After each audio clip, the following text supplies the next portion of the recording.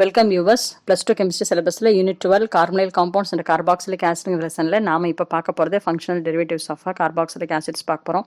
இல்லை relative reactivity of acid derivatives பற்றி பார்க்க போகிறோம். முந்தின வீடியோ பார்க்க நினைக்கிறவங்க டிஸ்கிரிப்ஷன் பாக்ஸில் இருக்கிற லிங்கை கிளிக் பண்ணி பார்த்துக்கலாம். இந்த கிளாஸ் பிடிச்சிருந்தனால லைக் பண்ணுங்கள், ஷேர் பண்ணுங்கள், கண்டிப்பாக சப்ஸ்கிரைப் பண்ணுங்கள். இப்போது கிளாஸ்க்கு போகலாம். அடுத்து பார்க்க போகிறது ஃபங்க்ஷனல் டெரிவேட்டிவ்ஸ் ஆஃப் ஆசிட் பார்க்க போகிறோம். ஃபங்க்ஷனல் டெரிவேட்டிவ்ஸ் யாராவது நம்ம பார்க்க போகிறோன்னா CH3 COCl and CH3 CONH2 amide, அப்புறம் CH3 COO CH3 methyl acetate and CH3 COO CO CH3 acetic anhydride. இவ்வளோ பேர் தான் functional derivatives of the carboxylic acid. இப்போ வந்து இதனுடைய ரிலேட்டிவ் ரியாக்டிவிட்டி பற்றி நாம் பார்க்க போகிறோம். ஓகே, ரிலேட்டிவ் ரியாக்டிவிட்டி அதாவது ரிலேட்டிவ் ரியாக்டிவிட்டிஸ் ஆஃப்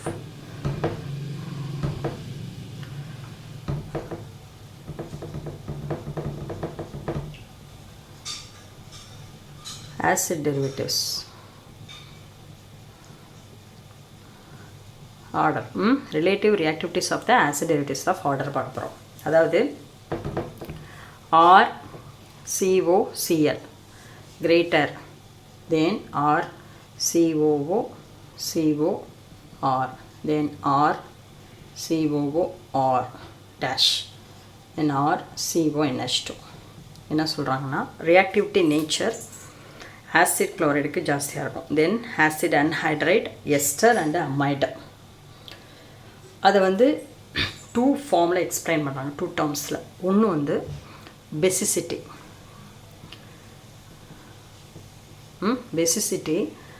அப்புறம் செகண்ட் ஒன் ரெசனன்ஸ் எஃபெக்ட். ரெண்டை வச்சு நம்ம எக்ஸ்பிளைன் பண்ணுறோம். ஓகே, இப்போ relative reactivities of the acid derivatives ஆர்டரில் ஆசிட் ஹாலைடு அதிகமாக இருக்கும், then acid anhydride, then ester, அடுத்தது அமைடு இல்லையா. அது வந்து பெசிசிட்டி நம்ம பார்க்க போகிறோம். இப்போ வீக்கர் பேஸ் இருக்குதுன்னு வச்சுக்கோங்க. இப்போ வீக்கர் பேஸ், இப்போ basicity of the leaving group, அதான் basicity of the leaving group. வெளியேறக்கூடிய குரூப் வந்து அதனுடைய பெசிசிட்டியை வச்சு நம்ம எக்ஸ்பிளைன் பண்ண போகிறோம். வீக்கர் பேஸஸாக இருந்ததுன்னா குட் லீவிங் குரூப்பாக இருக்கும். அப்போது அசைல் டெரிவேட்டிவ்ஸில் வீக் பேஸஸ் இருக்கக்கூடிய leaving groups can be easily to relieved, வெளியேறிடும், ரெப்ஷர் ஆகிடும். அப்போது வந்து ஆசிடிட்டி நேச்சர் அதிகமாகுங்கிறாங்க. So weaker base having the good leaving groups. இப்போது பெசிசிட்டி ஆஃப் த லீவிங் குரூப்பை நம்ம எழுதுகிறோம். பெசிசிட்டி ஆஃப் லீவிங் குரூப் எழுதுனீங்கன்னா இப்போது NH2 இருக்கு இல்லையா, அமீன் குரூப். அமீன் குரூப்பு அதிகம். தென் alkoxy, then acid, then halide. Basicity of the leaving group NH2 ஜாஸ்தி, then alkoxy, then acid carboxylate, then chlorine. அப்போ இதனுடைய ரியாக்டிவிட்டி எப்படி இருக்கும்? Reverse. So reverse is the order of reactivity. அப்படின்னா என்ன அர்த்தம்? இந்த குரூப் வந்து அதிகமாக இருக்கும் இல்லையா, இந்த குரூப் வந்து அதிகமாக இருக்கும் ரியாக்டிவிட்டி நேச்சர், தென் இது, தென் இது, தென் அமிட். ஓகேவா? அப்போ தான், அதனால தான் இங்கே வந்து பாருங்கள் இப்படி ரிவர்ஸில் போகுது. RCOCl தான் ஜாஸ்தி. அதாவது பெசிசிட்டி ஆஃப் த லிவிங் குரூப் வந்து இதுக்கு ஜாஸ்தியாக இருக்கனால அப்போது என்ன ஆகுனா இதனுடைய ரியாக்டிவிட்டி வந்து மாறும், ரிவர்ஸ் ஆகும். அதனால் அப்போ ரியாக்டிவிட்டி வந்து reverse, then basicity of the living group. Weak பேஸாக இருந்ததுன்னா குட் லிவிங் குரூப்னு சொல்கிறோம் இல்லையா. Weak base should be increasing that. Good living குரூப்பாக இருந்ததுன்னா easily to rupturing the bond and are the more reactive. So corrector of the basicity of the leaving group வந்து இது. அப்போது ஆர்டர் ஆஃப் த ரியாக்ஷன் வந்து ரிவர்ஸில் இருக்கும். ஓகேவா? இதுதான். அடுத்தது ரெசனன்ஸ் எஃபெக்ட். இப்போது ஆசிட் இருக்கு R C double bond O, இங்கே வந்து சி என்ன இருக்குது, சிஎல் இருக்கா, இல்லை சிஓ NH2 குரூப் இருக்கா, அல்லது வந்து சிஓ CH3 குரூப் இருக்கா, ஆர் CH3 CO குரூப்பான்னு பார்க்குறோம்.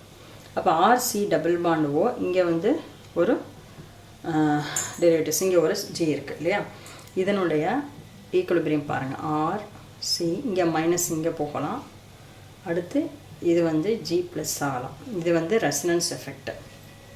ஓகே, இப்போ என்ன சொல்கிறாங்க, lesser the electronegativities of the group which greater the resonance stabilization as shown in the structure. இல்லையா, இது வந்து resonance stabilization.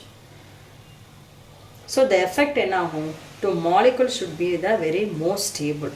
அப்படி most stable இருந்ததுன்னா reactivity nature வந்து decrease ஆகும் இல்லையா, reactivities reducing the reactivities of the acyl compounds. So அதனால் இப்போ நம்ம வந்து order of electronegativity of the leaving group. Order of the electronegativities of the leaving group பார்த்தா Cl and OCOR and OR then NH2. Okay, அதனால் என்ன சொல்கிறோம், acid டெரிவேட்டிவ்ஸில் nucleophilic ரியேஜென்ட்டோட order வந்து எப்படி இருக்கும், ஆசிட் குளோரைடு,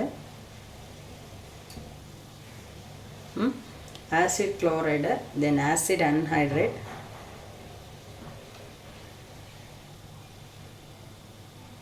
அடுத்து எஸ்டர், தென் ஆசிட் அமைடு. ஓகேவா? புரியுதா? இப்போ வந்து ஃபங்க்ஷனல் டெரிவேட்டிவ்ஸ் ஆஃப் ஆசிட்டில் வந்து இப்போ ரிலேட்டிவ் ரியாக்டிவிட்டிஸ் பற்றி பார்க்க போகிறோம். ரியாக்டிவிட்டின்னு எடுத்துகிட்டா acid chloride, acid amide, acid anhydrate and acid ester and acid anhydrate. இப்போ இவங்களோட ரியாக்டிவிட்டிஸ் ஆர்டரை வந்து முதலே கொடுத்துட்டாங்க. அமைடு தான் இருக்கிறது அதிகம் கம்மி, அதுக்கப்புறம் எஸ்டர், அதுக்கப்புறம் acid anhydride and acid chloride. ஏன் அப்படிங்கிறதுக்கு ரெண்டு ரீசன் இருக்குது. ஒன்று வந்து basicity of the leaving group, இன்னொன்று வந்து ரெசனன்ஸ் எஃபெக்ட். ரெசனன்ஸ் எஃபெக்ட் அப்படின்னா இப்போது ஒரு குரூப்புக்கு வந்து எலக்ட்ரோ நெகட்டிவிட்டி கம்மியாக இருந்ததுன்னா, லெஸ்ஸர் த எலக்ட்ரோ நெகட்டிவிட்டிவாக இருந்ததுன்னா, கம்மியாக இருந்தபோது என்னாகும், அதனுடைய ரெசனன்ஸ் ஸ்டெபிலைசேஷன் வந்து அதிகமாச்சு. அப்படி இருந்ததுன்னா மாலிகுல்லேருந்து அந்த குரூப் வந்து வெளியேறாமல் இருக்கும். அப்படி மோர் ஸ்டேபிளாக இருந்ததுன்னா ரியாக்டிவிட்டிஸ் வந்து கம்மியாகிடுது. அதனால தான் order of the electronegativity வந்து எப்படின்னா, இது வந்து சிஎல்லை விட இது வந்து கம்மி, இதை விட இது கம்மி, அதை விட இது கம்மி ஆகிடுது இல்லையா, NH2 குரூப்.